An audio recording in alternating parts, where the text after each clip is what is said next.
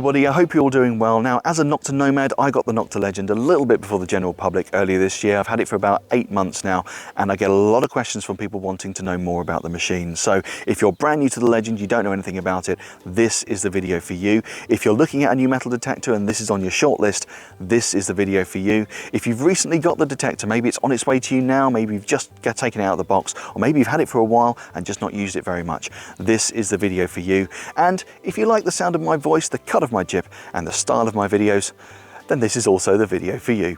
I'm Adam, this is my metal detector, and this is my Nokta Legend overview. Welcome to D-Tekt Sussex.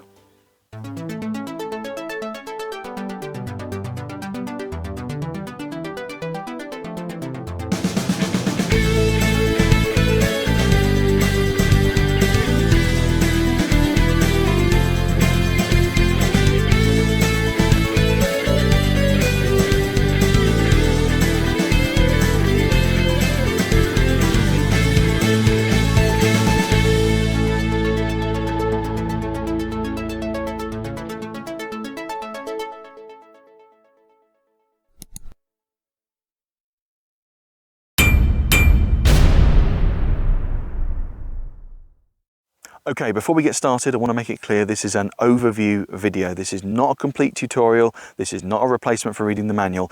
This is an opportunity for people who've never gone near a Legend to see it up close and see how it functions. This is an opportunity for people who have got the Legend recently or thinking of getting the Legend, or who have had it for a little while and just want a bit more information to hit the ground running and really make the most of the machine from the start. We're going to look at the construction of the machine first. We're then going to go on to things like software. We're going to look at the screen and the information it tells you. We're going to look at the controls. We're going to look at the various menu functions and settings that you can use on the machine to get yourself up and running on those first few hunts. And then we're going to look at some of the optional extra hardware that you can attach to the machine later on. So let's get cracking and get started on the construction of the Nokta Legend. Okay, so there are two packs available for the Legend. There's the WHP or wireless headphones pack, and then there is the Pro pack. Now both packs come with the same machine. There's no difference in the machine between the packs. In the wireless headphone pack, you'll have a Legend baseball cap, and you'll also have the wireless headphones. These are Bluetooth wireless headphones, and a lovely little pleather bag to keep it in. In the Pro pack, you'll additionally have an extra coil. As well as having those two accessories, you'll have an additional coil, and you'll also have an external battery pack. We'll have a closer look at those a little bit later on in the video. So let's have a look at the Legend itself. So we've got this brilliantly robust arm cup at the top here. That will take a heck of a lot of damage. In fact, you'd be hard pressed to actually damage that at all. You know, I'm squeezing that really hard. Really robust legs on the bottom as well, nice and strong, nice and stable if you want to rest the machine. The general build of the entire machine, by the way, is incredible. I can literally do this and not be concerned in the slightest that it's got any damage on it. Okay, we've got a couple of receivers here for an arm cuff strap. Some people use them, some people don't. I don't generally, but on this machine I have. They're very easy to put on. There's two ends. There's one where the fabric's been folded over, and there's another one where it's got this sort of T end to it. I don't know if you can see that. So you take the fabric that's folded over end with the Velcro facing upwards, and you just thread it through the slots in the arm cuff. There's one, and two. There we go. Pull it through, and the T end on that side will act as a brake. It won't go any further than that. It'll anchor it in, and then you just adjust it to the size you want it, and then fold the top of the strap over, and there you have it, arm strap all fitted.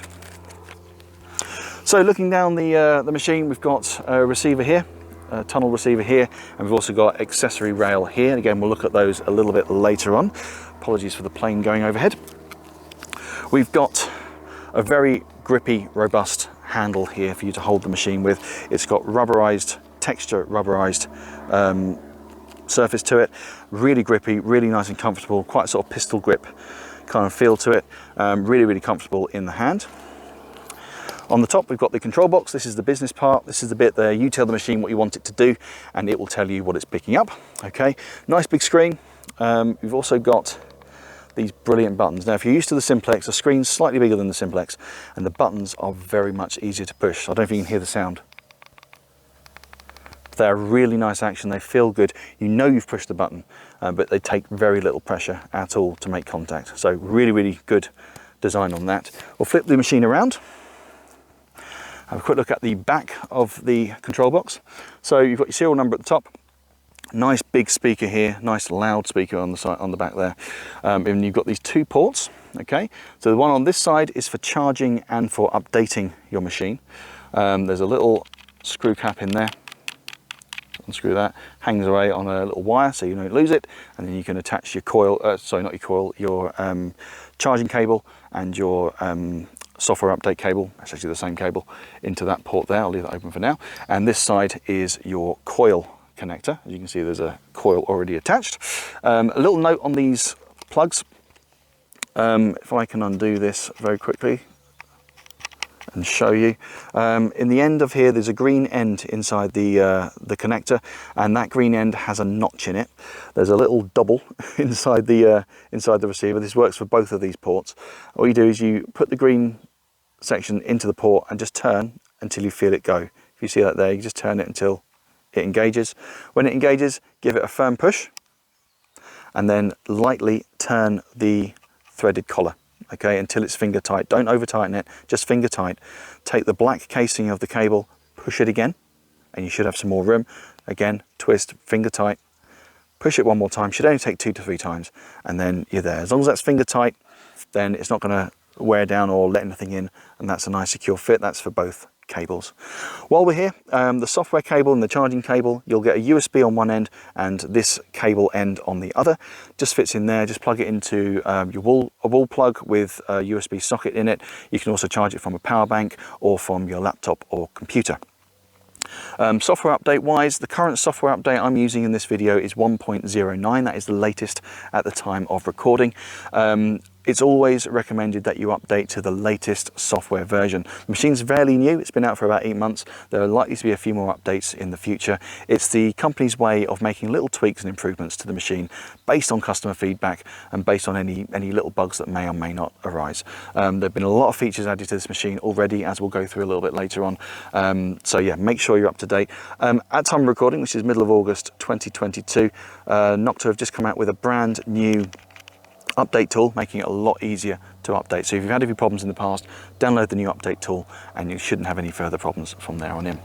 Moving down the machine. Oh, I forgot to mention there is a flashlight in the back of the control box as well. So the machine itself is telescopic. Okay, it folds down very, very small indeed. So you can do that and very easily chuck it in your boot or a bag. The lower shaft on the machine, again, apologies, there's a plane going over again. Might get a few of those during this video. Hopefully it won't be too distracting. The lower shaft on the machine is carbon fiber. Okay, this was an optional extra on the Simplex. It makes the machine lighter, it makes the lower shaft stronger and more rigid. It's brilliant, especially when you're using larger coils. It comes as standard on the Legend. You don't have to get that as an extra. That is absolutely as standard on the machine. And then at the bottom, you've got the coil and the coil connectors.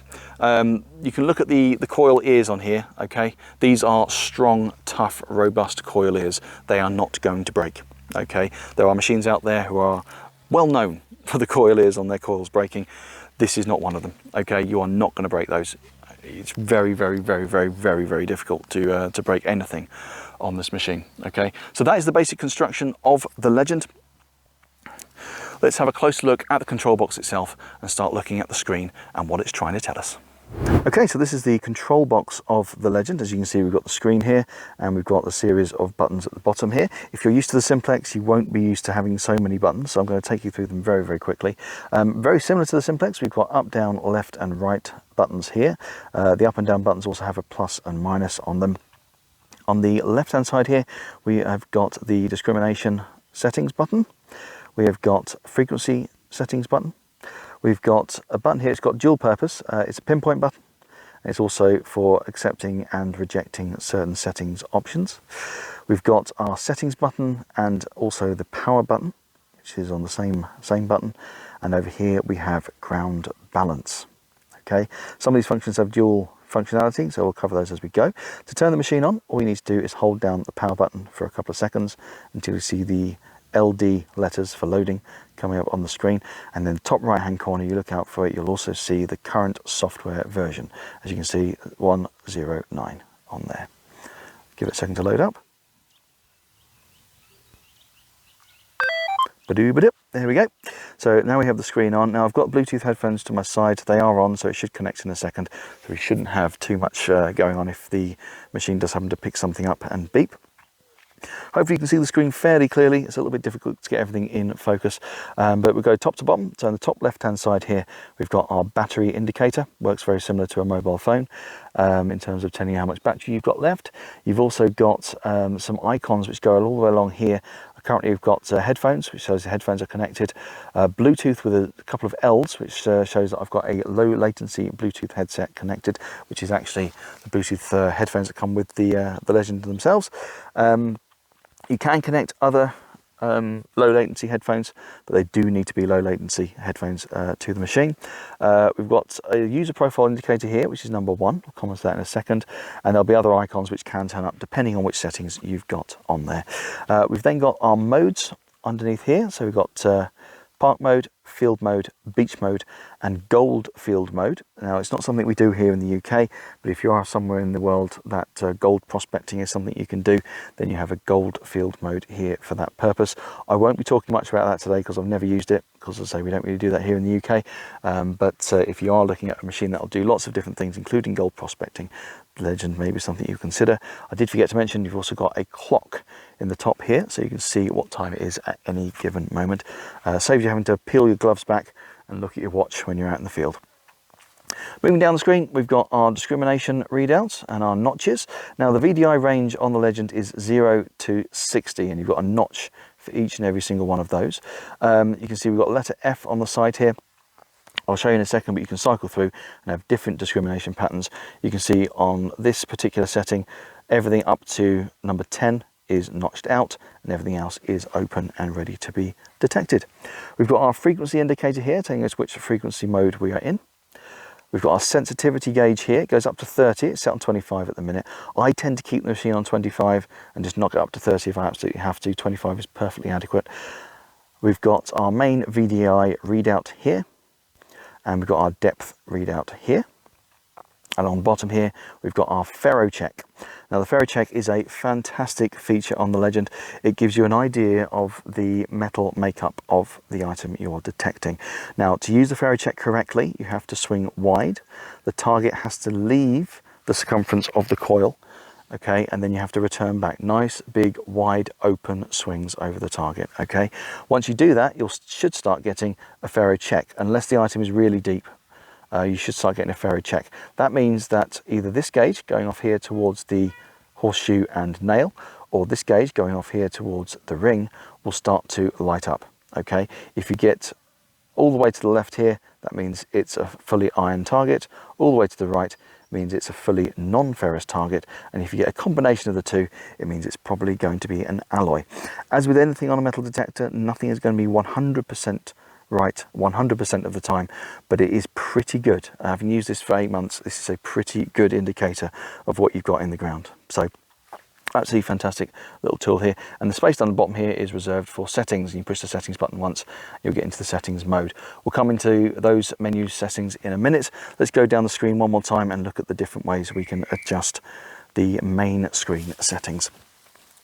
So we've got our D-pad here. Okay, if you go left and right on the main screen, you'll change the main mode. So as before, we've got park mode, move across to the right, field mode, move across to the right, beach mode, move across to the right, gold field mode. And if you keep going, it'll just cycle back around to the other side, Pac-Man styley. That's how you change modes.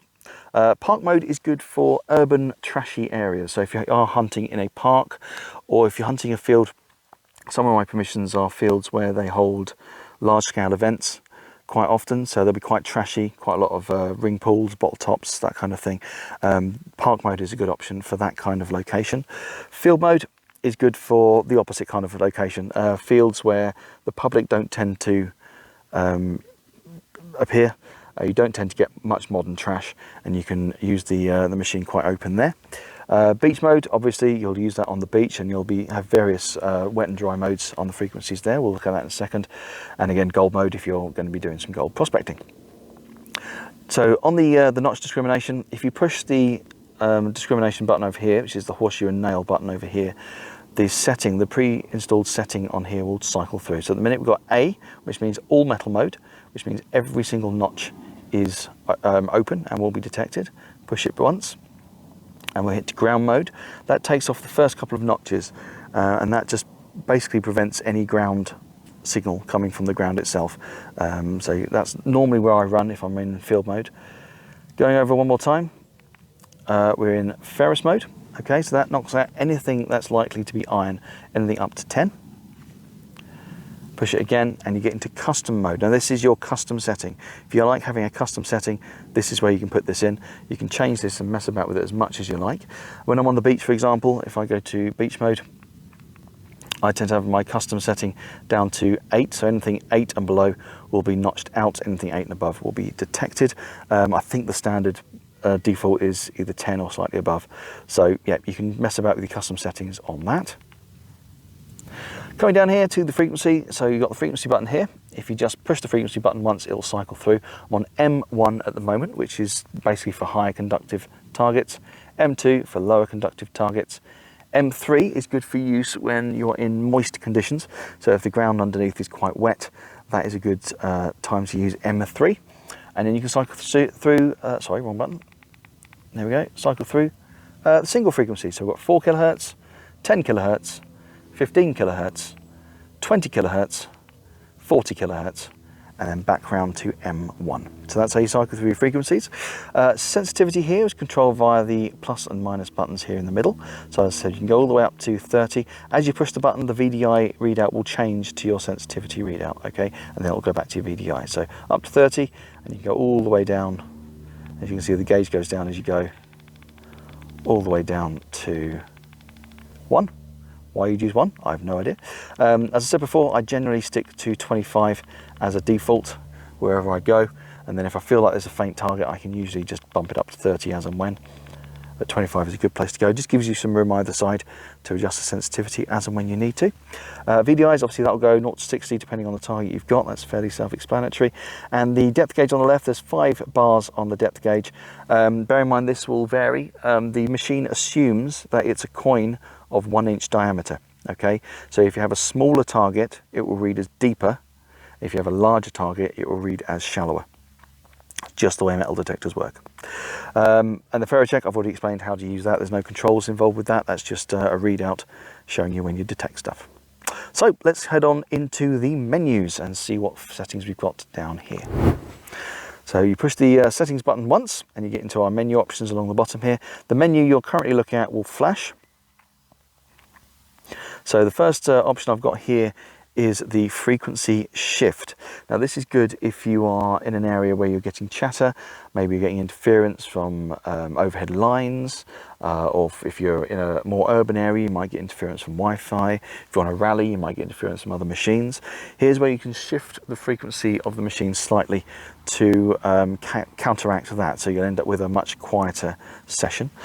You can go up and down using the up and down plus keys here. You've got 13 settings, 13 at the top, and it goes all the way down to 1. Good little trick here to do is when you're in this setting, just to make things a lot quicker and easier, rather than going through each one and trying them out, if you just go into the setting itself, doesn't matter where you are, and you hit the pinpoint button, it will automatically cycle through every single frequency from 1 to 13. When it gets to the top, it'll pick whichever one had the least chatter, the least interference, and it'll default to that. So there you go, it's gone all the way up to 13 and then defaulted back down to 5 because the machine has determined that 5 is going to give you the best chatter-free experience on the Legend in this particular location. I tend to redo that as often as I ground balance. Okay, we'll look at ground balancing again at the end. So shift over one more to the second option and we have our recovery speed. This is an important setting. Okay, you will be using this all the time. Recovery speed is how ready the machine is to detect a second target after detecting the first target. Okay, so as you're swinging, the machine will read a target and this is how quickly the machine will then read a second target immediately after. Okay, the lower the number, the less of a recovery speed you have. Okay, so the fewer targets you'll be able to detect in, for example, one swing, but the deeper the machine will be. The higher you go, the more sensitive the machine will be to multiple targets, but you will lose some depth. I tend to keep mine, if I'm on land, around about 3.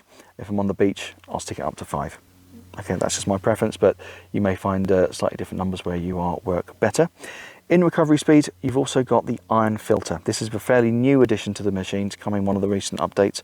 You push the pinpoint button and you'll hit the iron filter setting.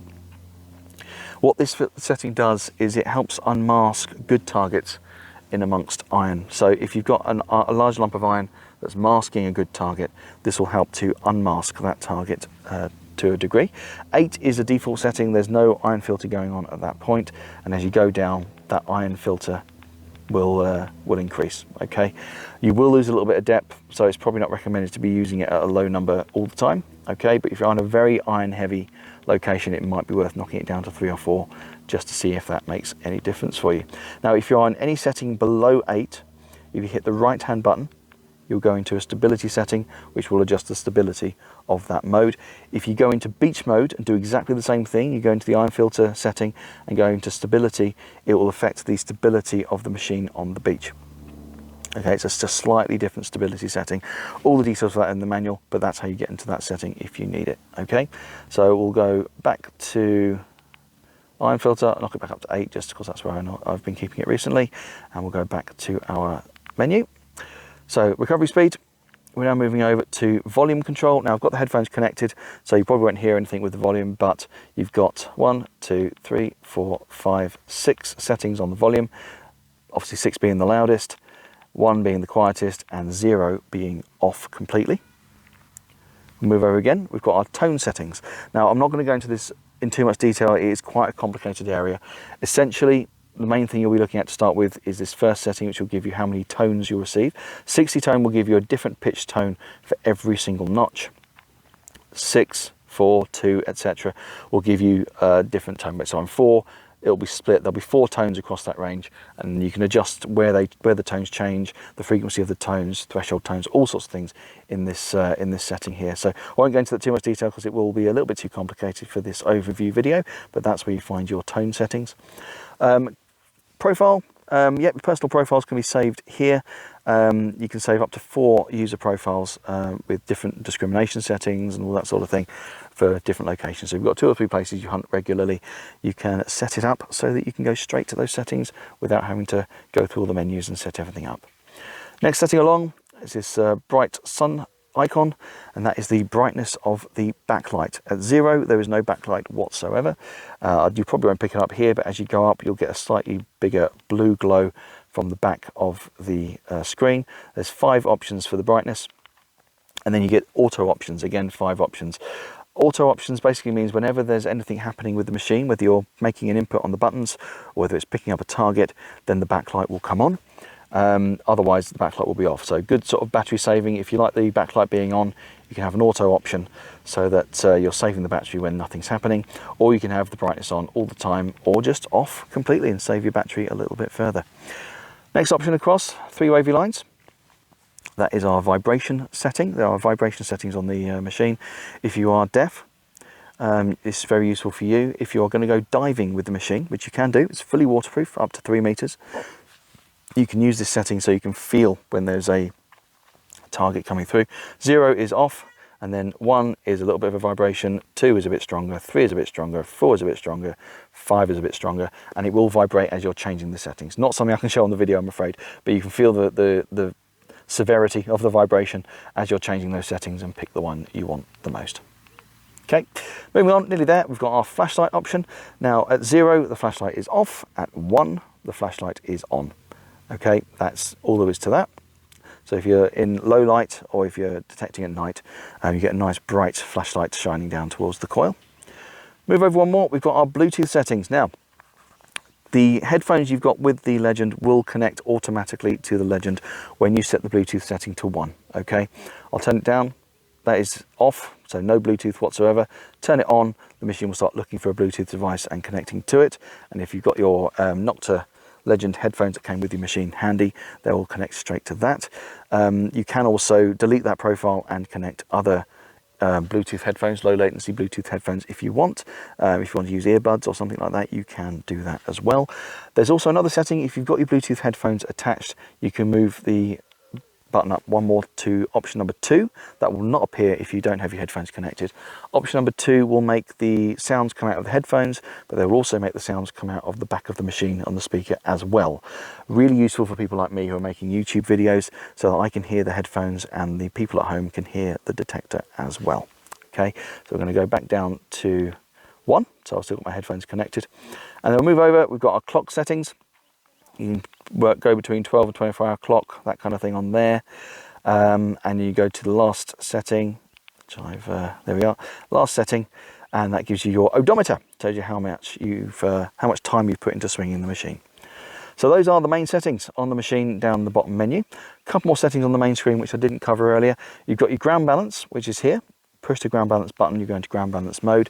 Very similar to the Simplex, if you're familiar with that. Hold down the ground balance and pump the coil up and down.